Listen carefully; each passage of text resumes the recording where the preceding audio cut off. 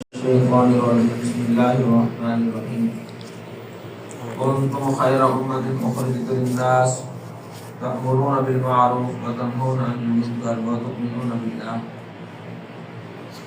وقال الله سبحانه وتعالى ومن أحسن قولا ممن دعا إلى الله وعمل صالحا وقال إنني من المسلمين.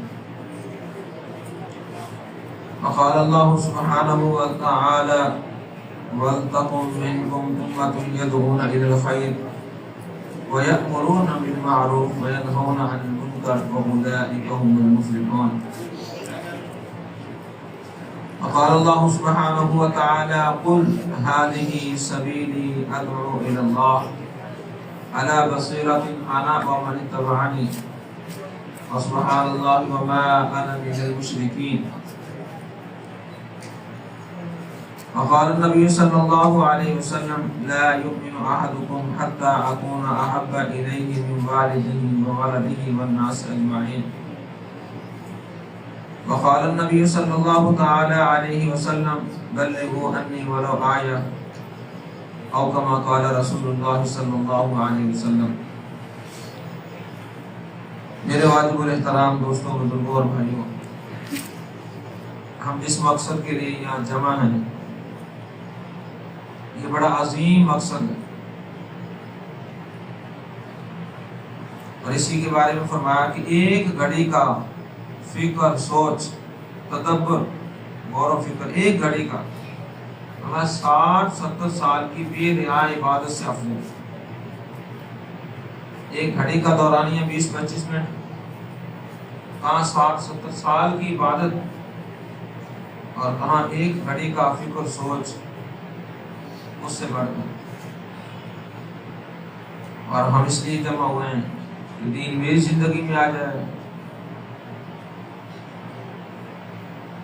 آپ کی زندگی میں آ جائے، دنیا میں بسنے والے ہر انسان کی زندگی میں دین آ جائے، اور دین میں کامیابی ہے، اور کسی چیز میں کامیابی نہیں ہے، دین میں کامیابی ہے۔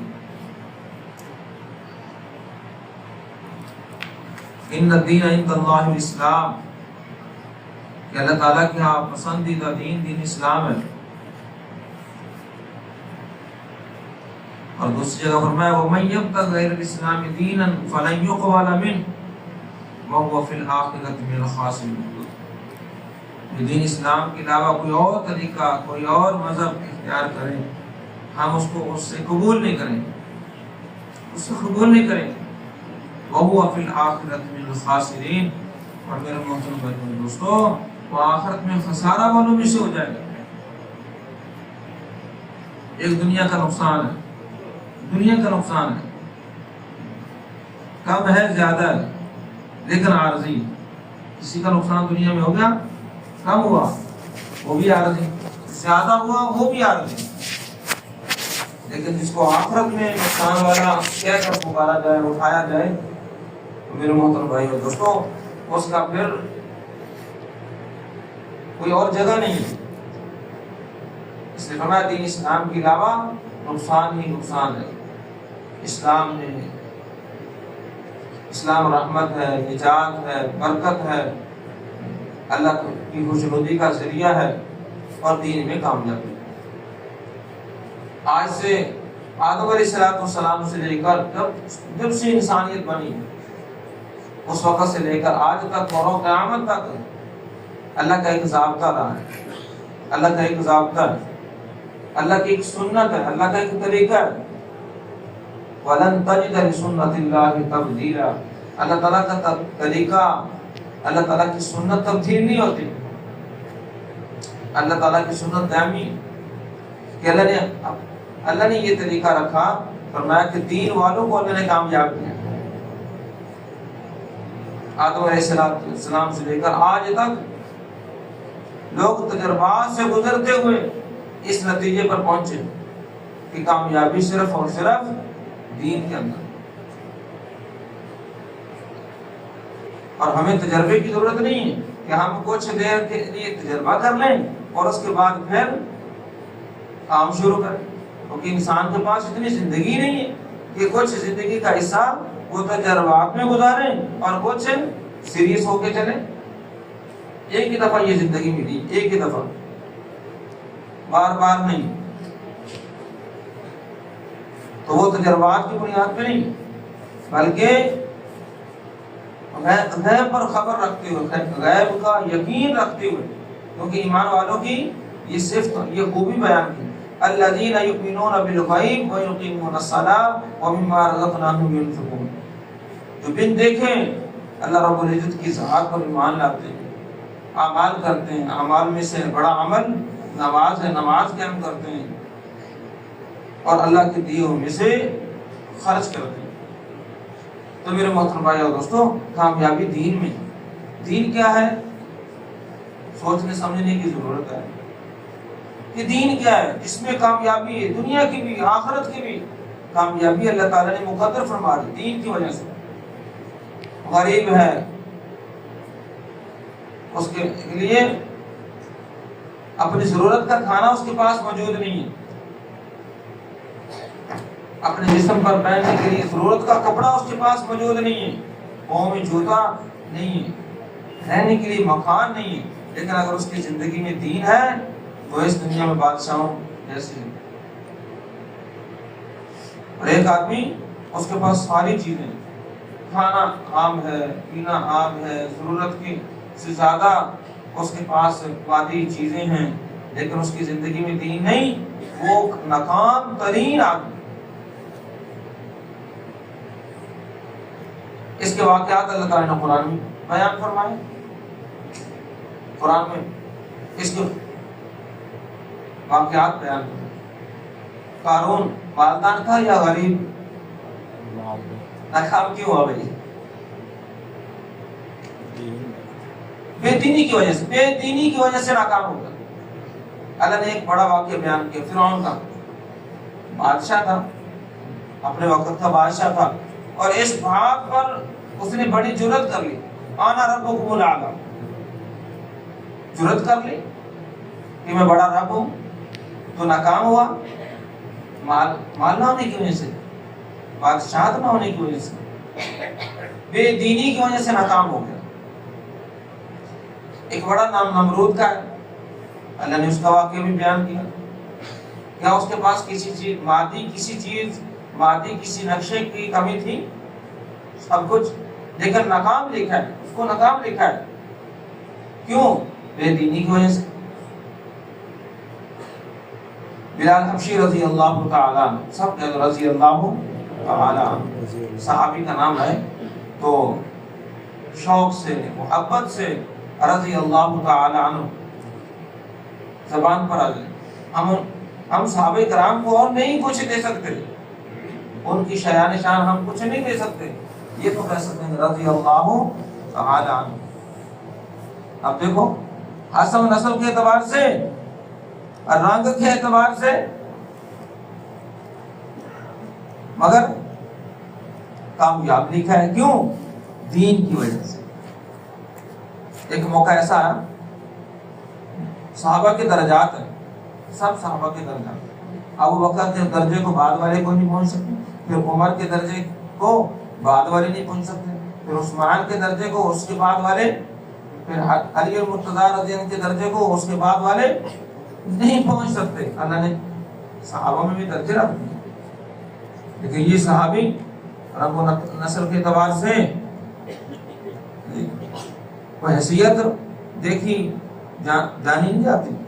لیکن جب مکہ فتح ہوا تو نبی علیہ السلام نے فرمایا کہ بلال کعبے کی چھت پہ کھڑے ہو کے اللہ کا کلمہ بلند کرو. آج لوگ حج پہ جاتے ہیں، عمرے پہ جاتے ہیں، تو کعبہ کو چومتے ہیں، اس کے غلاف کو پکڑتے ہیں. اور بلال رضی اللہ تعالیٰ عنہ، اللہ نے دین کی وجہ سے ان کو یہ مرتبہ عطا فرمایا کہ کعبے کی چھت کے اوپر کھڑے اللہ کا کلمہ بلند کریں. تو میرے محترم بھائی اور دوستو، اللہ نے کامیابی دین میں رکھی ہے. دین کے علاوہ اور کہیں کامیابی نہیں ہے. ہاں، کامیابی کا دھوکہ لگ سکتا ہے، میں چیزیں جمع کر لوں، چیزوں سے میرے حالات بن جائے، سکون چین مل جائے. نہیں، ایسا نہیں ہو سکتا. تو میرے محترم بھائی اور دوستو، پھر دین کیا ہے؟ اللہ تعالیٰ کا حکم اور ہر زمانے کے وقت کا طریقہ، نبی کا طریقہ، یہ دین کہلاتا ہے۔ اور اس وقت اللہ رب العزت کا حکم اور پیارے نبی حضرت محمد صلی اللہ علیہ وسلم کا مبارک سنت طریقہ یہ کامیابی کا ذریعہ ہے۔ اس کے علاوہ باقی کامیابی کے سب راستے بند ہیں اور کسی اور راستے سے کامیابی نہیں مل سکتی۔ اور پھر دین کا کلمہ ہے لا الہ الا اللہ محمد رسول اللہ، یہ دین کا کلمہ ہے، یہ کلمہ توحید ہے، یہ کلمہ نجات ہے، یہ کلمہ اسلام ہے، مسلمانوں کا یہ کلمہ ہے، اسلام کا یہ کلمہ ہے لا الہ الا اللہ محمد رسول اللہ، اسلام کا دروازہ ہے۔ یہ ہم بچوں کو نماز پڑھاتے ہیں، نماز قاعدہ نورانی قاعدہ ختم ہو گیا، نماز پڑھاتے ہیں تو نماز کے پہلے صفحے میں جو نا یہ کلمے کی فضیلت لکھی ہوئی ہے، فرمایا کہ یہ کلمہ جنت کی کنجی ہے، یہ کلمہ جنت کی کنجی ہے، جنت کی چابی ہے۔ اور پھر اس کی فضیلت میں لکھا ہوا سمجھانے کے لیے فرمایا جیسے چابی کے لیے دندانوں کا ہونا ضروری ہے، فرمایا اس کلمے کے تحت زندگی گزارنا بھی ضروری ہے۔ لوہے کی کوئی سادہ کسی چیز جو ہے کسی تالے کے اندر لگا دو تو وہ تالا کھل جائے گا، جیسے چابی کے لیے دندانوں کی ضرورت ہے، اسی طریقے سے کلمے کے تحت زندگی گزارنے سے یہ کلمہ جنت کی چابی بنے گا۔ تو مسلمانوں کا کلمہ، اسلام کا کلمہ لا الہ الا اللہ محمد رسول اللہ، اور تمام نبیوں کی دعوت کا مرکز لا الہ الا اللہ، تمام نبی آدم علیہ السلام سے لے کر جناب عیسیٰ علیہ السلام تک، اور جناب عیسیٰ علیہ السلام سے لے کر جناب محمد رسول اللہ صلی اللہ علیہ وسلم تک، تمام نبیوں کی دعوت کا جو مرکز وہ لا الہ الا اللہ ہے۔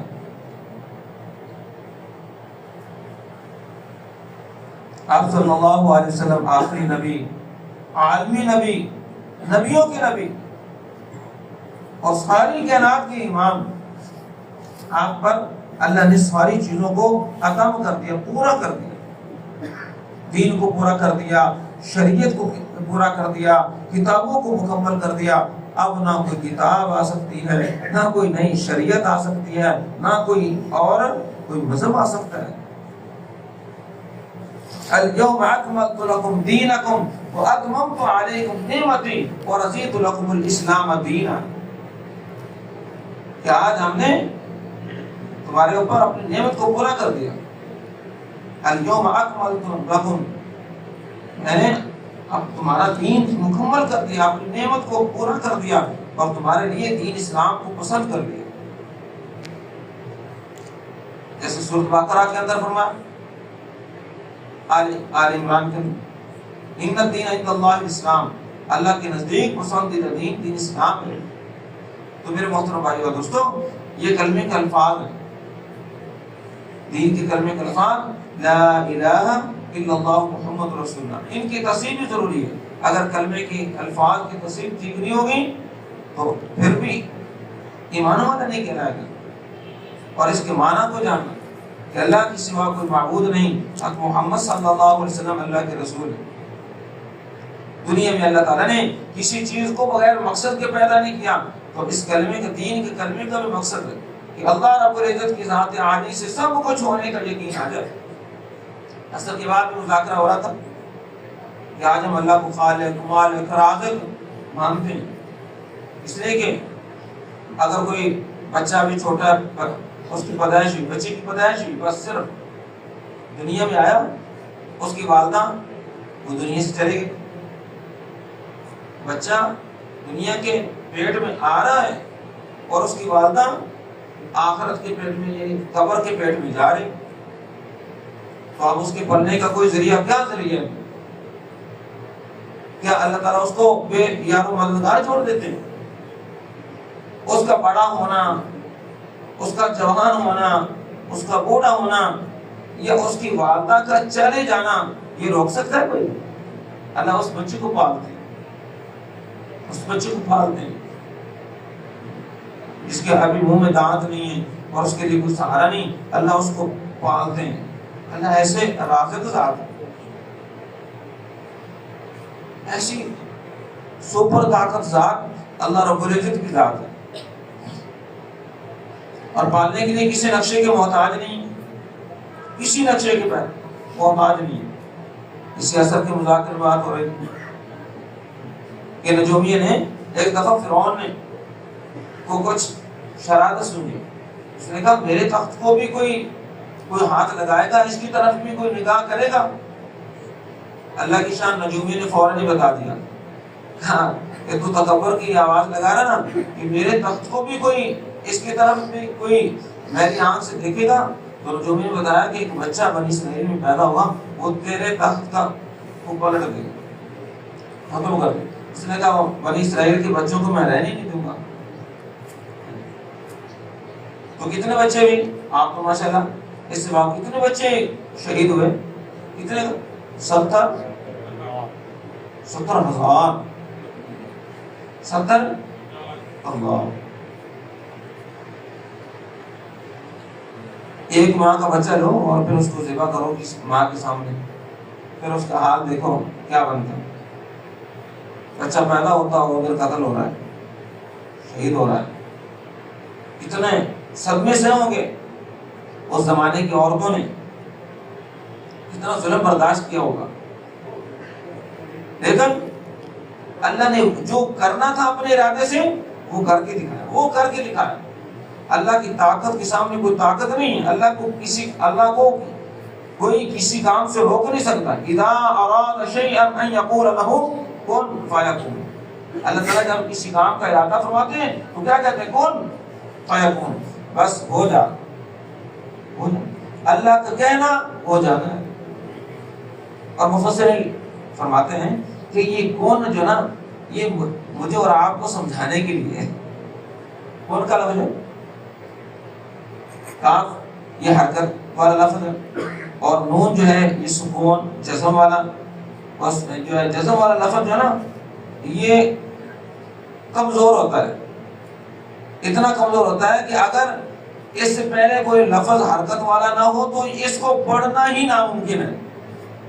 جزم والے لفظ کو اگر اس کو پیچھے سے سپورٹ نہ ملے، اس سے پیچھے کوئی حرکت والا لفظ نہ آئے تو اس کو پڑھنا ہی مشکل ہوتا ہے۔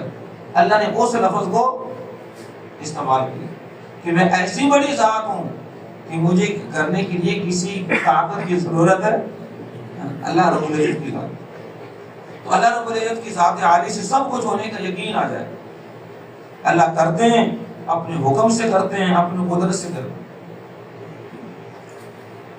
یہ درس نظامی میں ایک چھوٹی سی کتاب پڑھا جائے، بہت مفید کتاب تعلیم الاسلام کے نام سے، ہندوستان کے ایک بہت بڑے عالم دین مفتی کفایت اللہ دہلوی رحمۃ اللہ علیہ نے اس کو 4 حصوں میں لکھا۔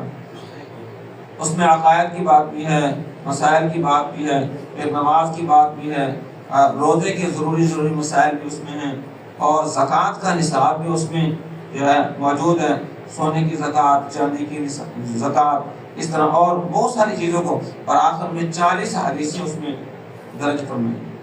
اور حدیث مبارکہ میں آتا ہے اللہ کے نبی صلی اللہ علیہ وسلم نے فرمایا، جس کا مفہوم ہے کہ جو میری 40 احادیث، میری 40 باتوں کو یاد کر کے اور میری امت تک پہنچا دے، کل قیامت کے دن وہ علماء میں شامل ہو، علماء کی سب میں وہ کھڑا ہو۔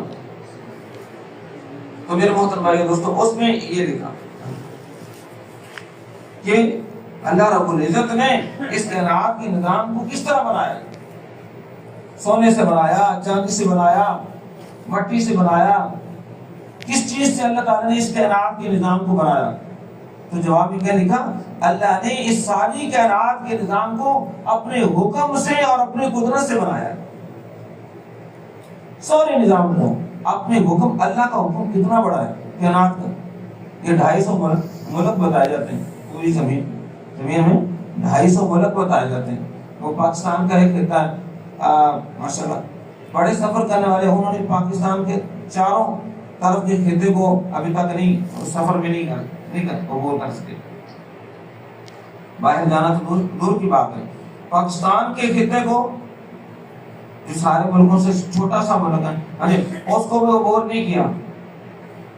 تو اللہ تعالیٰ نے اتنے بڑے نظام کو، پھر جہاں آپ جائیں، جہاں تک زمین ہے وہاں تک آسمان ہے. آسمان، فرمایا آسمان کی طرف دیکھو، غور و فکر کرو، اس میں کوئی دراڑ نہیں آپ کو نظر آئے گا، اس میں کوئی کمی کبھی نظر نہیں آئے گی. ایسا کمال کہ ایک ہی چھت، کوئی تعمیر کرنی ہو، کوئی عمارت بنانی ہو تو پہلے انجینئر سے مشاورت ہوتی ہے، پھر وہ جگہ کا معائنہ کرتا ہے، پھر اس کا نقشہ بناتا ہے، پھر مالک مکان سے پوچھتا ہے اس میں آپ نے بنانا کیا ہے، پہلے آپ اس کا کچھ خاکہ ہمیں بتاؤ، پھر ہم اس کو نقشے میں پاس کریں گے. پھر اور کتنے لوگوں کی اس میں مشاورت ہوتی ہے، اور پھر جب جو ہے نا یہ کام طے ہوتا ہے، پھر بھی ہزاروں کمیاں اس میں جو ہے نا نظر آتی ہیں. ایک کارگر آتا ہے، وہ کہتا ہے یہ دیکھو یہ اینٹ ایسی ٹیڑھی لگ گئی، یہ سیدھی لگ گئی، یہاں اس کو ایسے لگنا چاہیے تھا. اللہ فرماتے ہیں میرے آسمان کی طرف دیکھو، بار بار کر رہتا ہی نہیں، بار بار دیکھو. ینقلب الیک البصر خاسئا وهو حسیر، بار بار دیکھو میرے آسمان کو تم کر رہتے ہیں. ینقلب الیک البصر خاسئا وهو حسیر، بار بار دیکھو، تمہاری نظر اللہ اس میں کوئی کمی نہیں لا سکے گی. تو میرے محترم بھائیو اور دوستو، یہ اللہ تعالیٰ نے اس سارے نظام کو اپنے قدرت سے، اپنے حکم سے پیدا کیا. ایسی قوت والی ذات ہے. تو یہ کلمہ ایمان کا مقصد ہے، لا الہ الا اللہ کا یہ مقصد ہے کہ اللہ رب العزت کی ذات عالی سے سب کچھ ہونے کا یقین. آج سے پہلے جو ہوا، جو آج ہو رہا ہے، جو آئندہ قیامت تک ہوگا، اللہ کے علم میں ہے. اللہ ایسی علیم ذات ہے. ہمارا علم کیا ہے؟ ہمارا علم بھی محدود ہے، ہماری بصارت دیکھنا بھی ہمارا محدود ہے، ہمارا سننا بھی محدود ہے. اللہ تعالیٰ کا دیکھنا لا محدود، اللہ تعالیٰ کا علم لا محدود. بچوں کو قرآن پڑھا رہا تھا، ایک بچی کہنے لگی مجھے اللہ تعالیٰ ہر طرف دیکھتے ہیں، ہر طرف دیکھتے ہیں. کیسے؟ مخلوق کی طرح کہ ایک طرف دیکھتا ہے تو دوسری طرف نظر ہے نہیں، تو اللہ تعالیٰ کیسے دیکھتے ہیں؟ تو ایسے مثال میں سمجھانے کے لیے میں نے کہ یہ چراغ ہے، یہ لائٹ چل رہی ہے، آپ اس کی روشنی کو کسی ایک سمت متعین کر سکتے ہیں؟ اس بلب کی روشنی کو کسی ایک طرف متعین کرتے ہیں کہ یہ وہ ایک طرف لگا ہوا ہے، اس کی روشنی اس طرف ہے، اس طرف اوپر ہے، نیچے، چاروں سمتوں میں اس کی روشنی برابر نظر آتی. اللہ کی قدرت ہے، اللہ کی قدرت، بصارت، دیکھنا وہ برابر نظر آتا ہے. اس کے لیے کوئی پوشیدہ نہیں ہے. ہر چیز یعلم ما فی السماوات و ما فی الارض، جانتا ہے جو کچھ زمین میں ہے اور جو کچھ آسمان ہے، جو کچھ رات میں ہے، جو کچھ دن میں ہے، سب اس کے سامنے. تو میرے محترم بھائی اور دوستوں، اور پھر محمد رسول اللہ صلی اللہ علیہ وسلم، کہ رسول اللہ صلی اللہ علیہ وسلم کے مبارک طریقوں میں ہمیں کامیابی نظر آئے، ہم اس پر یقین کریں. کسی اور طریقے میں کامیابی نہیں ہے. آج جدید دور کی جدید چیزیں فیشن کے نام پہ وہ ہمیں سنت سے ہٹانا چاہتے ہیں، اور کامیابی اللہ نے سنت طریقے میں رکھی. جتنی بھی جدت آ جائے گی، لیکن کامیابی اور زندگی کا نکھار اور زندگی کی زینت وہ سنت کے ساتھ ہے، سنت کے بغیر نہیں.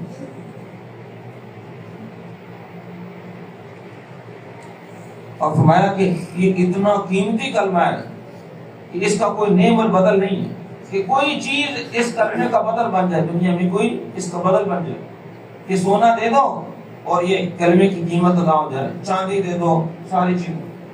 ہندوستان کے ایک بہت بڑے عالم، وہ ایک دفعہ لوگوں کو دعوت دے رہے تھے، اور ایک ہندو اپنے گھر میں بیٹھ کے سن رہا تھا. بس بات ہو رہی تھی تو ساتھ اس کا گھر تھا، وہ سن رہا تھا.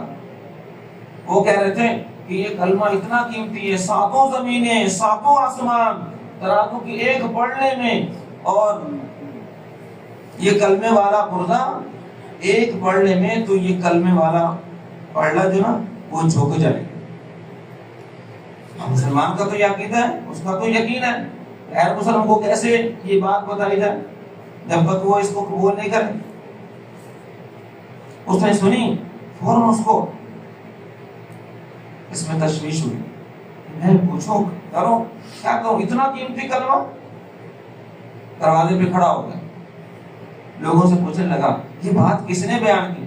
لوگوں نے کہا ہمارے حضرت جی آئے تھے، بیان فرما رہے تھے، بہت اچھی اچھی دین کی باتیں ہمیں بتائیں۔ تو وہ کہنا میں ان سے ملنا چاہتا ہوں، میں ملنا چاہتا ہوں۔ جی ضرور جی ملیں، آپ ملاقات کریں۔ کہا جی آپ نے یہ بیان فرمایا تو ہمیں اس کا وزن کچھ بتا دیں۔ اب بات ذرا سنگین ہو گئی، کہا کل فلاں وقت میں ہم اس کا وزن بتائیں گے، اس کلمے کا وزن بتائیں گے۔ مریدین اعتقاد والے گھبرا گئے، حضرت یہ کیا، اس چیلنج کو آپ نے دے دیا، وقت بھی دے دیا۔ علماء کرام بھی جمع ہو گئے، حضرت اس حدیث کا مطلب تو قیامت کے دن اس کا اظہار ہوگا کہ قیامت کے دن ترازو کے ایک پلڑے میں کلمہ رکھا جائے اور دوسرے ترازو میں ساتوں زمینیں ساتوں آسمان رکھے جائیں، تو کلمے والا پلڑا جھک جائے گا۔ اور میں نے وعدہ کر لیا، اب وقت طے ہو گیا، آپ بھی دعا کرو میں بھی دعا کرتا ہوں۔ ان کی کیسی رات گزری ہوگی، صبح کو وقت کے مطابق وہ بھی آ گئے، تو یہ عالمی دین بھی آ گئے۔ کبھی لاؤ ترازو، اور جس چیز کے ساتھ اس کو تولنا ہے وہ بھی لاؤ۔ ترازو لایا گیا اور آپ نے کلمہ لکھا، لا الہ الا اللہ محمد رسول اللہ، ترازو کے ایک پڑھنے میں رکھ دیا۔ کافی رکھو، اس کے مقابلے میں جو رکھنا چاہتے ہو، 1 کلو رکھا، 2 کلو، 5 کلو، 10 کلو، 20 کلو، 2 من، 4 من، وہ ترازو چھوٹا پڑ گیا، ہمیں بڑا ترازو لو۔ میرے محترم بھائیو دوستوں، اللہ تعالیٰ اپنی قدرت کا اظہار فرما دیتے ہیں۔ مائی مریم کے لیے اللہ نے اپنی قدرت کا اظہار نہیں فرمایا؟ قوم آئی کہ اے ہارون کی بہن، نہ تیری ماں ایسی نہ تیرا باپ ایسا، فاشارت الیہ، خاموش ہو گئی، زبان پہ منہ پہ اپنی انگلی رکھ لی، بچے کی طرف اشارہ کیا، اس کو دیکھو، اس سے کلام کرو، ہماری جان چھوڑو، میرا تو روزہ ہے، میں روزے کے ساتھ ہوں۔ تو لوگ حیران، ایک سے دوسرا مسئلہ سمجھ میں نہیں آتا۔ پہلے بچہ بغیر خامد کے، بغیر شوہر کے بچہ جن دیا، اور اب بچے کی طرف اشارہ کر، اپنے جان چھڑانے کے لیے بچے کی طرف اشارہ کر رہی۔ لیکن نہ چاہتے ہوئے جب بچے کی طرف متوجہ ہوا تو وہ کیا بولا؟ اتنی عمر میں بچہ بولتا نہیں ہے، لیکن جس کو اللہ بلوانا چاہے وہ تو بولتا۔ کیا کہا؟ قال انی عبد اللہ آتانی الکتاب وجعلنی نبی، اللہ نے، میں اللہ کا بندہ ہوں، اللہ نے مجھے کتاب کا وارث بنایا، اللہ نے مجھے نبی بنایا، اللہ نے مجھے نماز پڑھنے کا حکم دیا، اللہ نے مجھے اپنی والدہ کا احترام ادب کرنے کا، نیک سلوک کرنے کا حکم دیا۔ تو میرے محترم بھائیو دوستو، یہ کلمہ بڑا وزنی ہے، بڑے فضیلت والا ہے۔ حدیث مبارکہ میں آتا ہے، فرمایا 100 سال کا کافر، بال سفید ہو گئے، کمر جھک گئی، فرمایا اس عمر کے بعد بھی اس کلمے کو پڑھیں، لا الہ الا اللہ محمد رسول اللہ۔ میرے اور آپ کا عقیدہ کیا ہے؟ فرمایا اللہ اس کے 100 سال کے کفر کو معاف فرما دیتے ہیں، مسلمانوں کی فہرست میں وہ شامل ہو جاتا ہے، اس کے بعد اس کو کوئی عمل بھی کرنے کا موقع نہ ملے، سیدھا جنتی ہے۔ یہ کلمہ ایمان ہے جس کے آج مسلمان نے قدر نہیں کی، لوگوں کے ایٹموں سے، لوگوں کے ڈالروں سے جی یہ ہونے کو یقین کرتا ہے، اس کلمے کی طاقت کو نہیں جانتا۔ اس لیے میرے محترم بھائی اور دوستوں، اپنے عقیدے کو ٹھیک کرنا کہ اللہ کی ذات ہمیشہ سے ہمیشہ اکیلی ذات ہے، اور میں سوچنے کی چیز اللہ کی ذات نہیں ہے بلکہ اللہ کی صفات ہیں۔ اللہ کی ذات کے بارے میں کبھی نہ سوچو، اللہ کی صفات کے بارے میں سوچو۔ اللہ رحیم ہے، رحمان ہے، غفور ہے، عظیم ہے، کریم ہے، رازق ہے، رزاق ہے، خالق ہے، مالک ہے، مبدی ہے، معین ہے، حفیظ ہے۔ یہ اللہ تعالیٰ کی صفات ہیں، ان کو سوچنے کا لوگوں کو حکم دیا، اپنے مخلوق کو اس کی سوچنے میں۔ ایک حدیث مبارکہ میں آتا ہے، فرمایا شیطان انسان کے پاس آتا ہے، وہ کہتا ہے دیکھو فلاں کو فلاں چیز سے پیدا کیا، فلاں کو فلاں کی چیز سے، اور ان سب کو اللہ نے پیدا کیا، فلاں چیز کو پیدا کیا، یہ چیز پیدا ہو گئی، ان سب چیزوں کو کس نے پیدا کیا؟ اللہ نے۔ تو اب وہ آگے کیا جو ہے آگے کیا وسوسہ ڈالتا ہے کہ اللہ کو تو بھی کسی نے پیدا کیا ہوگا۔ ان فی خلق السماوات والارض واختلاف الليل والنهار ان فی ذلک لآیات لأولی الالباب الذین یذکرون اللہ قیاما وقعودا وعلی جنوبہم ویتفکرون فی خلق السماوات والارض ربنا ما خلقت هذا باطلا سبحانک فقنا عذاب النار۔ فرمایا میرے بندے میری قدرت کے بارے میں، زمین آسمان کے بارے میں غور و فکر کرتے ہیں، اٹھتے بیٹھتے مجھے یاد کرتے ہیں اور میری بنائی ہوئی چیزوں میں غور و فکر کرتے ہیں، لیکن میری ذات کے بارے میں، اس کی تصویر میں لکھا ہوا ہے، فرمایا اللہ کی ذات کے بارے میں نہیں سوچنا، اللہ کی قدرت اور اللہ کی صفات کے بارے میں سوچنا، غور و فکر تدبر کرنا۔ اس لیے میرے محترم بھائی اور دوستوں، ہم خود بھی ایمان والے بنیں، لوگوں کو ایمان کی دعوت دیں، اس لیے کہ اس کا جتنا فائدہ ہے اتنا کہ ہر جائز کام میں فائدہ ہوگا، ہر جائز تجارت میں فائدہ ہوگا، ہر جائز کلام میں فائدہ ہوگا، لیکن جتنا فائدہ اللہ کی بڑائی کو بولنے کا ہے اتنا فائدہ کسی اور چیز میں نہیں۔ اللہ کی بڑائی کو، اللہ کی قدرت کو بیان کرو۔ اللہ نے خود اپنے پیغمبر صلی اللہ علیہ وسلم سے فرمایا یا ایھا المدثر قم فانذر وربک فکبر، کہ اپنے رب کی بڑائی میرے بندوں کے سامنے بیان کرو، اللہ کی بڑائی کو۔ اس لیے میرے محترم بھائی اور دوستوں، ایمان کے بعد سب سے بڑا جو عمل ہے فرمایا وہ نماز ہے۔ اعمال میں سے سب سے بڑا عمل وہ نماز ہے، اور ہم اس کے فضائل بھی ہیں، اس کے مسائل بھی ہیں، اس کی شرائط، ارکان، وہ ساری چیزیں، لیکن ہم نماز کو ثواب کی نیت سے پڑھتے ہیں، ثواب کی۔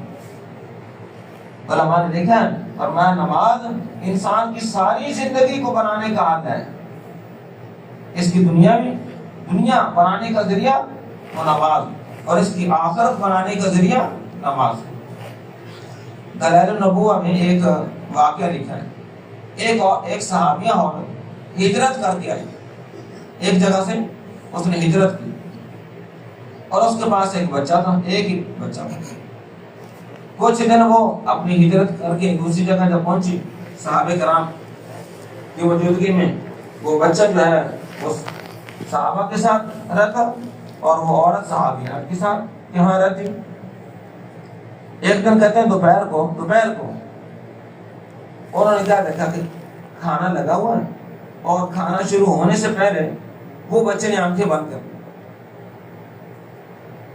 اس بچے نے آنکھیں بند کر، تو جو لوگ اس وقت موجود تھے انہوں نے یہ سمجھا کہ یہ بچہ اس کا انتقال ہو گیا، اور اس کی والدہ کو خبر دی، کہا کہ اسی دوران آپ کا بچہ تو فوت ہو گیا، بالکل حرکت نہیں کر رہا، اچھا کوئی حرکت نہیں کر رہا، ٹھہریے گا۔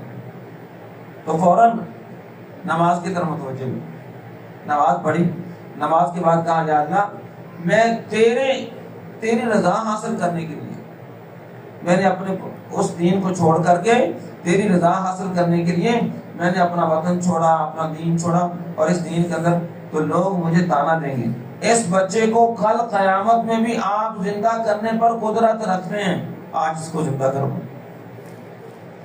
کہتے اب اس کی نماز اور دعا پوری نہیں ہوئی تھی، وہ بچہ اٹھ بیٹھا اور وہ جو کھانا لگا ہوا تھا جس کو ابھی شروع نہیں کیا تھا وہ ہمارے ساتھ کھانے لگا۔ اور لکھا ہے کہ اس واقعہ کے جتنے راوی ہیں وہ سب سیکھا ہیں، صحیح ہیں۔ میرے محترم بھائی اور دوستوں، ہم نے تو نماز سے کچھ بھی حاصل نہیں کیا، نماز پڑھی پھر کچھ مانگا نہیں، ہاں جی مانگا تو اس پر ابھی جو ہے کچھ دیر گزری نہیں، کچھ انتظار نہیں، اور یہ کہنے لگ گیا کہ ہمیں تو نماز سے کچھ نہیں ملتا۔ میرے محترم بھائی اور دوستوں، نماز سارے مسائل کا حل ہے۔ دنیا کی تاریخ میں دیکھو کہ نماز سے کیا کیا مسئلہ حل نہیں ہوا۔ آپ صلی اللہ علیہ وسلم کے زمانے میں سورج گرہن ہوا، سورج، صحابہ فرماتے ہیں ہم تیر کمان کے کام میں لگے ہوئے تھے، سیکھنے سکھانے میں سرکش اس میں لگے ہوئے تھے. ہم نے یہ جب سورج کو گرن دیکھا ہم نے کہا ہم اپنے آقا صلی اللہ علیہ وسلم کی اس وقت اس موقع کا عمل دیکھتے ہیں وہ کیا کرتے ہیں. ہم نے جب آپ صلی اللہ علیہ وسلم کو دیکھا آپ مسجد میں تشریف فرمائے اور نماز پڑھی اور آپ کی نماز کی برکت سے سورج ٹھیک ہو گیا. سورج ٹھیک ہو گیا. آج سورج گرم ڈھک دیتا ہے. کوئی ایٹمی طاقت لاؤ جو سورج کو اپنی صحیح کیفیت پر لے آئے. نماز کے علاوہ نہیں. چاند گرہن ہو گیا آپ نے چاند کے گرہن کے اوپر نماز پڑھی. آسمان سے بارش رکی ہے آپ نے صلاۃ الاستسقاء پڑھی. حالانکہ آسمان سے بارش برسانے کے لیے تو دنیا کی کوئی طاقت نہیں ہے جو بارش رک جانے کے بعد اس طاقت کے ذریعے سے آسمان سے بارش آ جائے سوائے نماز کے. صلاۃ الحاجت کوئی دنیا آخرت کا مسئلہ ہو فرمایا نماز پڑھو اللہ سے مانگو اللہ مسائل کو حل فرما دیتا ہے. آپ صلی اللہ علیہ وسلم کے زمانے میں یہ واقعہ پیش آیا. آپ مسجد میں تشریف فرمائیں. ایک صاحب گھر سے آئے مسجد میں نماز پڑھی واپس گئے.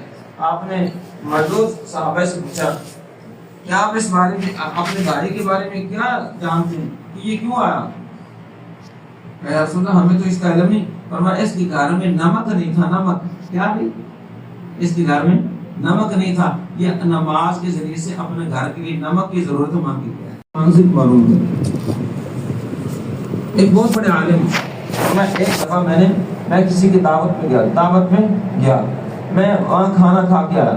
کھانا کھانے کے بعد 40 دن تک مجھے تہجد کی نماز کی توفیق نہیں ملی.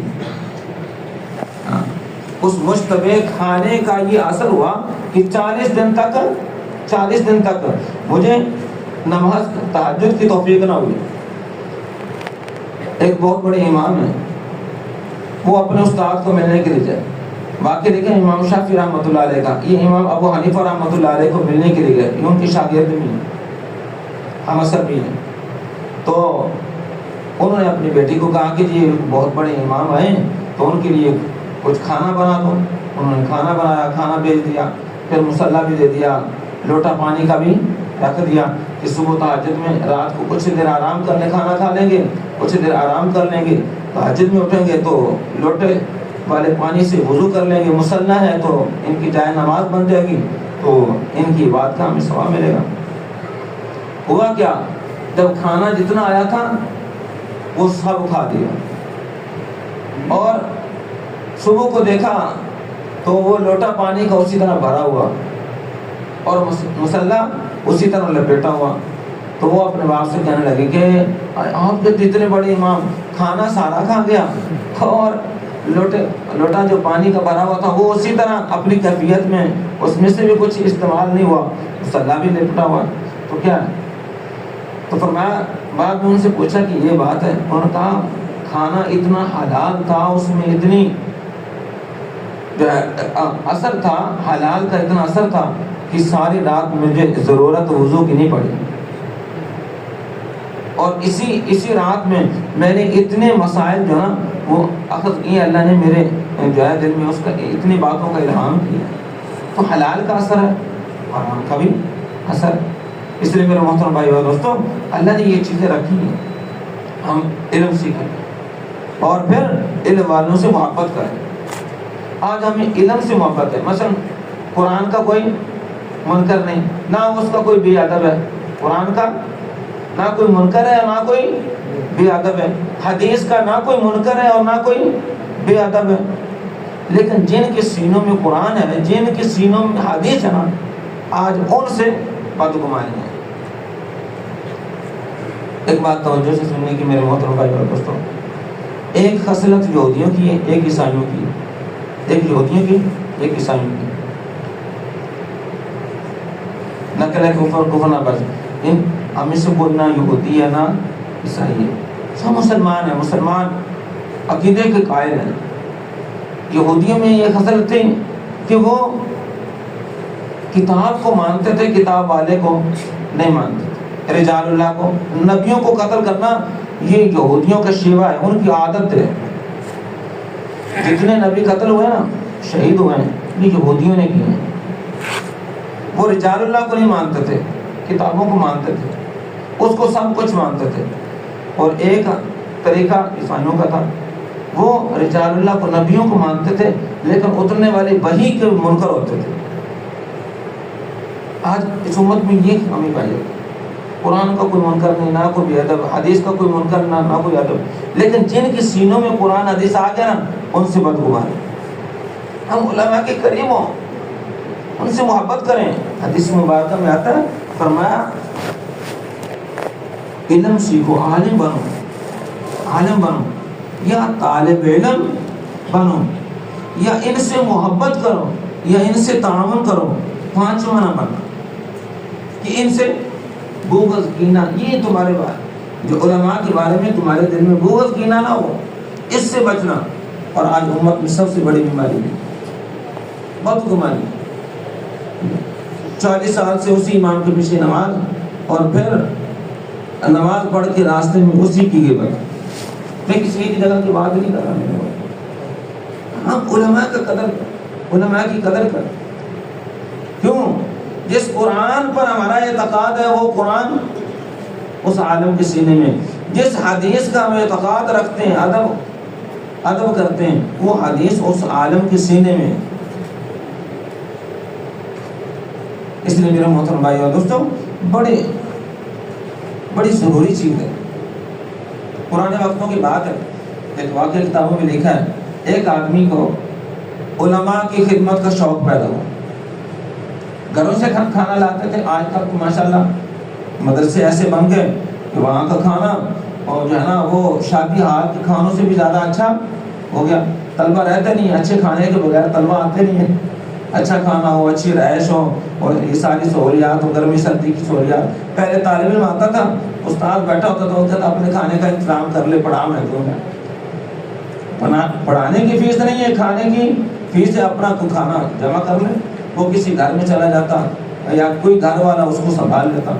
تو ایک آدمی کو شوق ہوا علماء کی خدمت کا، طلباء کی خدمت کا. وہ رات کو ایک گھر میں جاتا، دوسرے گھر میں، اور عشاء تک جو نا کھانا جمع کرتا. طلباء اس کو کھا لیتے اور جناب وہ آرام کر لیتے، وہ اپنے گھر چلا جاتا. ایک دن بارش اور تیز آندھی، تیز ہوا چلی تو طلباء جو نا دروازے پہ کھڑے ہوئے انتظار کر رہے ہیں. اور طالب علموں کا مزاج ہوتا ہے مذاق کا. وہ کہہ رہے تھے کہ ہمارا بیل پتہ نہیں اب کب آئے گا، ہمارا ڈگا، پنجابی سے ڈگا ان کدوں آئے گا، میں مال متا لے کے. وہ آدمی آ رہا تھا، اس نے سن لیا. اس نے کہا دیکھو میں ان کی خدمت کرتا ہوں، یہ مجھے ایسی باتیں میرے بارے میں، انہوں نے میرا نام بھی نہیں پکارا، ایسے کہتے. ناراض ہوا، دل میں سوچا کہ اب کل کو یہ کام نہیں کرنا، یہ کام نہیں کرنا. میرے محترم بھائی دوستوں، یہ بات سے سمجھا جو ہے نا ایک نصیحت کے طور پر قرآن حدیث کی بات نہیں ہے، لیکن اس کے پیچھے بڑا وزن ہے. فرمایا رات کو ہو گیا، بستر پہ سویا، اس کی آنکھ لگی، قیامت برپا ہے. خواب کے اندر قیامت کا سا ماحول ہے، لوگ گھبرائے ہوئے، کوئی سایہ نہیں، گرمی کی شدت، پریشان حال. اور یہ لوگ جو نا جو انتظار میں کچھ باتیں کر رہے تھے، یہ اسی طرح اپنا ہنسی مذاق میں پھر رہے ہیں اور کہتے ہیں کہ ان کے لیے جنت کی سواریاں اور جنت کا راستہ ان کے لیے آسان ہو رہا ہے، یہ جنت کا. کہتے میں بھی پریشان تھا اور لوگوں کی طرح میں بھی پریشان تھا. جب ان طلباء نے مجھے دیکھا کہ وہ ہمارا تو بندہ پریشان ہے، انہوں نے اسی نام کے ساتھ کہا کہ وہ اس کو بھی تو لے لو، وہ پریشان ہے. اب اتنی بات ان کی کہنی تھی، میری آنکھ کھلنی نہیں. میں راضی ہو کے میں نے ان سے معافی مانگی. میں نے کہا میں نے رات کو توبہ کی تھی، آپ کی خدمت نہیں کرنی. اب آپ کے سامنے ہاتھ کو جوڑتا ہوں کہ کیا اپنی موت تک آپ کی خدمت ہی کرنی. تو میرے محترم بھائی اور دوستوں، علماء کی خدمت، علماء کی زیارت عبادت ہے، تو علماء کی خدمت عبادت نہیں ہوگی. یہ تحاوی شریف حدیث کی کتاب ہے، اس کے اندر لکھا ہوا ہے، فرمایا علماء کی زیارت نبی کی زیارت کے برابر ہے. اب کسی نے اس کی اصل دیکھنی ہو، سند دیکھنی ہو، تحاوی شریف کے اندر فرمایا کہ جس نے کسی عالم کی زیارت کی گویا اس نے نبی کی زیارت کی. جس کی زیارت عبادت، اس کی خدمت عبادت نہیں ہوگی. اس سے تعلق، اس کی عقیدت، اس سے محبت، وہ عبادت نہیں ہوگی. لیکن آج ہم پتہ نہیں کہاں جا رہے ہیں، کس مرض کا شکار ہو رہے ہیں، جی کون سی چیز ہم نے حاصل کرنی ہے، علماء سے بغض اور کینہ رکھیں۔ اس لیے میرے محترم بھائی اور دوستو، علم والے سے محبت ہو اور اس کے ساتھ اللہ کا ذکر کریں، سبحان اللہ، الحمدللہ، لا الہ الا اللہ، اللہ اکبر۔ فرمایا ذکر سے اللہ تعالیٰ کا دھیان نصیب ہوگا، اور ذکر کو کرنا بھی دھیان کے ساتھ چاہیے۔ فرمایا غفلت والا ذکر اللہ تک نہیں پہنچائے گا۔ غفلت والا تسبیح پکڑی ہوئی، آج کل ہمارا ماحول صبح فجر کے وقت عورتیں تسبیح لے کے دی، ذکر غفلت کے ساتھ وہ بھی اللہ سے دوری پیدا کرے۔ ذکر بیداری کے ساتھ، ہوشیاری کے ساتھ، کس ذات کا میں نام لے رہا ہوں، سبحان اللہ، کیا معنی؟ اے اللہ تیری ذات پاک ہے، الحمدللہ، اے اللہ سب تعریفیں تیرے لیے، لا الہ الا اللہ، تیری سوا کوئی نہیں، اللہ اکبر، اور تیری ذات سب سے بڑی ذات۔ اس لیے استغفار کرنا، اپنے گناہوں کو یاد کرنا۔ ایک گناہ استغفار کے ہوتا ہے اور ایک گناہ اپنے درجات کی بلندی کے لیے ہوتا ہے۔ تمام انبیاء علیہ السلام سے استغفار ثابت ہے۔ آدم علیہ السلام کی دعا میں کیا ہے؟ ربنا ظلمنا انفسنا وان لم تغفر لنا وترحمنا لنكونن من الخاسرین۔ یوسف علیہ السلام سے استغفار ثابت ہے، وما ابرئ نفسی ان النفس لامارۃ بالسوء الا ما رحم ربی۔ اے اللہ اگر تو مجھ پر رحم نہ کرتا تو میرے نفس نے تو مجھے ہلاک ہی کر دینا تھا، تیرا رحم ہوا۔ ابراہیم علیہ السلام نے اللہ سے استغفار کی۔ تو انبیاء کا استغفار گناہ کے اوپر نہیں ہوتا، اپنے درجات کی بلندی کے لیے ہوتا ہے، اور عام لوگوں کا استغفار وہ اپنے گناہوں کی تلافی کے لیے ہوتا ہے۔ انبیاء کے بارے میں کیا کہتا ہے؟ معصوم ہوتے ہیں، انبیاء کے علاوہ کوئی معصوم نہیں، اور صحابہ کے علاوہ کوئی محفوظ نہیں۔ عام آدمی سے گناہ بھی ہوتا ہے، نیکی بھی ہوتی ہے، جی کبھی نیکی زیادہ ہو جاتی ہے، کبھی گناہ زیادہ ہو جاتا ہے، اس لیے استغفار۔ اور پھر حضور صلی اللہ علیہ وسلم کی ذات گرامی پر ان کے احسانات کی وجہ سے درود شریف پڑھنا، بڑی عجیب درود شریف کی فضیلت بیان کی۔ فرمایا بندہ دور سے پڑھتا ہے، فرشتے لے کے جاتے ہیں، یہاں پڑھا گیا صلی اللہ علیہ وسلم، فوراً فرشتوں نے لیا اور جا رہے ہیں۔ آپ صلی اللہ علیہ وسلم کے روضے تک میرے اور میرے باپ کے نام کے ساتھ وہاں صلی اللہ علیہ وسلم پہنچا دیا گیا، اور جانے میں جتنے پہاڑ، ندی، نالے، خشکی، تری، سبزہ، وہ فرمایا وہ بھی اس کے لیے دعائیں مغفرت کرتا ہے۔ وہ فرشتہ جہاں تک جاتا ہے اس میں درخت، جنگل، پہاڑ آتے ہیں، سمندر آتا ہے، سمندر کی اتنے قطروں کے برابر اس کے نام اعمال میں نیکیاں لکھی جاتی ہیں۔ حضور صلی اللہ علیہ وسلم اپنے امتی کا سلام، درود سلام سنتے ہیں اور جواب بھی دیتے ہیں، اتنے خوش نصیبی ہیں۔ اور ایک فضیلت ہے اس درود شریف کی عام ہے، فرمایا اللہ نے فرشتوں کو پیدا کیا درود و سلام کے لیے، روزہ اقدس پر روزانہ 70,000 فرشتے درود کے لیے آتے ہیں، جو ایک دفعہ آتے ہیں دوبارہ ان کی دیاری قیامت تک نہیں آئے گی۔ اور میرے آپ کے لیے فضیلت کیا ہے؟ 100 دفعہ پڑھو، 200 دفعہ، 300 دفعہ، 500 دفعہ، 1000 دفعہ، لاکھ دفعہ پڑھو تو اللہ تعالیٰ انہیں توفیق دی، اس لیے اس کی کثرت کرنا۔ اور میرے محترم بھائی اور دوستوں، ہر حق والے کا حق دینا۔ اکرام مسلم، آج سب سے بڑا اکرام کیا ہے؟ آج سب سے بڑا اکرام یہ ہے کہ لوگوں کو نیکی کی طرف بلانا۔ ہمارے بڑے عالم تھے مولانا جمیل صاحب رحمۃ اللہ علیہ، وہاں رائے گڑھ کے امام رہے، اپنی زندگی میں امام رہے۔ ایک دفعہ ممبر پہ بیان فرما رہے تھے، فرمایا ہم یہ نا اکرام میں یہ سمجھتے ہیں کسی بیمار کے لیے کچھ چیز تیار کر دیں، اور بہت سارے جو ہے نا فعال کام جو ہے نا ہمیں شروع کر دی، لیکن فرمایا سب نیکی کے کام ہیں، لیکن کسی گناہ گار کو اس کو گناہ سے چھڑا کر اس کو نیکی کے اوپر لگا دینا، یہ سب سے بڑا اکرام ہے مسلمان کا اکرام۔ اور حدیث مبارکہ میں آتا ہے، فرمایا جو کسی مسلمان کے کام میں چلے پھرے، کسی مسلمان کے کام میں چلے پھرے، اس کے چلنے پھرنے سے اس کا کام ہو یا نہ ہو، اللہ تعالیٰ اس کے نام اعمال میں 10 سال کے نفلی اعتکاف کا، مقبول نفلی اعتکاف کا ثواب دے۔ 10 سال کے مقبول نفلی اعتکاف کا ثواب لکھ دیتے ہیں۔ فرمایا جو کسی ایک مسلمان کی ایک شرعی حاجت کو پورا کرے، اللہ اس کے لیے 73 ضرورتوں کو پورا فرماتے ہیں۔ ایک سے دنیا کے کام بن جاتے ہیں اور باقی 72 آخرت میں ذخیرہ کر کے۔ ہاں جی، فرمایا جب صبح ہوتی ہے نا، صبح ہوتی ہے، اللہ تعالیٰ انسان کے ہر جسم کے اوپر، جسم کے ہر جوڑ کے اوپر صدقہ واجب فرما دیتے ہیں۔ صحابہ نے کہا یا رسول اللہ 360 جوڑ ہیں، اتنا صدقہ کرنے کی تو ہمیں قوت حاصل نہیں ہے، طاقت حاصل نہیں ہے، اتنا تو ہماری اپروچ نہیں ہے۔ آپ نے فرمایا سبحان اللہ کہنا صدقہ، الحمدللہ کہنا صدقہ، لا الہ الا اللہ کہنا صدقہ، استغفار کہنا صدقہ۔ فرمایا راستے سے تکلیف دہ چیز کا ہٹا دینا صدقہ، اور مسلمان کو سلام کرنا یہ بھی صدقہ ہے۔ اس لیے میرے محترم بھائیو دوستو، سارے کاموں کو اس لیے کرنا کہ اللہ راضی ہو جائے۔ ہمارے سارے اعمال کا، ایمان سے لے کر موت تک سارے اعمال کا جو ہے مقصود وہ اللہ تعالیٰ کی رضا ہے، اللہ کی رضا، کہ اللہ راضی ہو جائے۔ اگر کوئی اور چاہت یا کوئی اور جذبہ اندر پیدا ہو گیا تو اللہ تعالیٰ اس عمل کو قبول ہی نہیں کرتا۔ عام طور پر ایک حدیث ہم سناتے ہیں کہ عالم دوزخ میں جائے گا، عالم، توجہ فرما، عالم دوزخ میں جائے گا، سخی دوزخ میں جائے گا، ہاں جی، سخی بھی جائے گا، مجاہد وہ بھی دوزخ میں جائے گا۔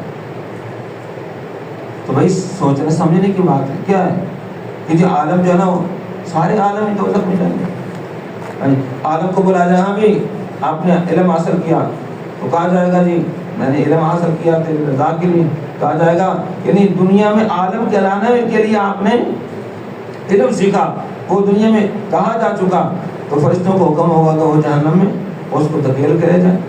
سخی کو لایا جائے گا، ہاں بھی انہوں نے مال خرچ کیا، وہ کہے گا جی جہاں جہاں ضرورت تھی، جس موقع کی ضرورت تھی میں نے اپنے مال کو خرچ کیا۔ کہا جائے گا جی مال تو آپ نے خرچ کیا، لیکن اس کا جذبہ یہ تھا کہ لوگ سخی کہیں، دنیا میں وہ کہاں جا چکا، اب دوزخ میں فرشتے اس کو لے کے جائیں گے۔ مجاہد جس نے اللہ کے راستے میں کوشش کی، اور اس کو بلایا جائے گا کہ جی آپ نے جان دی ہمارے راستے میں، اور جو ہے نا یہ اس لیے کہ لوگ آپ کو جرأت مند بہادر کہیں، دنیا میں وہ کہا جا چکا۔ تو میرے محترم بھائی دوستو، یہ سارے عالموں کے لیے نہیں ہے، سارے مجاہدوں کے لیے نہیں ہے، سارے سخیوں کے لیے نہیں ہے، بلکہ اس مقصود کیا ہے، اتنے بڑے بڑے اعمال کر کے اپنی نیت کو بھی درست کریں۔ نہ علم سیکھنا چھوڑنا ہے، نہ مال خرچ کرنا چھوڑنا ہے، نہ اللہ کے راستے میں جان مال خرچ کرنا چھوڑنا ہے، بلکہ اپنی نیت کو ان اعمال کے اندر اپنی نیت کو درست کرنا ہے۔ یہ حدیث سن کے ہم علم سیکھنا بھی چھوڑ دیں، بھی جی عالموں کو تو ایسے ہوگا، نہیں، مقصود یہ ہے اتنے بڑے بڑے اعمال ہیں اور نیت بد ہونے کی وجہ سے اس کا نتیجہ یہ ہے، تو ہم اپنی نیتوں کو درست کریں، اور پھر جو چیزیں ہماری مقصود ہیں، ریاکاری جذبے جو جذبہ ہے ہمیں بڑا، تو وہ اخلاص میں بھی اللہ نے رکھا ہے۔ ابو بکر رضی اللہ عنہ کیا کسی کو دکھانے کے لیے عمل کیا تھا، آج اللہ نے ان کا کتنا چرچا کیا ہے۔ تمام انبیاء کے بعد اللہ کی تمام مخلوق انسانیت میں سب سے بڑا شرف اور سب سے بڑی فضیلت ابو بکر رضی اللہ عنہ کو حاصل ہے، بڑی فضیلت حاصل ہے۔ انبیاء کے بعد اللہ کی مخلوق انسانیت میں سے ابو بکر سے زیادہ کسی اور کا درجہ نہ پہلی امتوں میں نہ اس امت میں۔ پہلی امتوں میں بھی اللہ نے ان کو ممتاز کیا، اور اس امت میں بھی نبیوں کے بعد ان کو شرف عطا فرمایا، تو اپنی جان مال سارا کچھ خرچ کیا۔ میرے محترم بھائی اور دوستوں، پھر دین کی بات کو سننا اور اس کو دوسروں تک پہنچانا یہ میری آپ کی ذمہ داری ہے، ثوابی کام نہیں ہے۔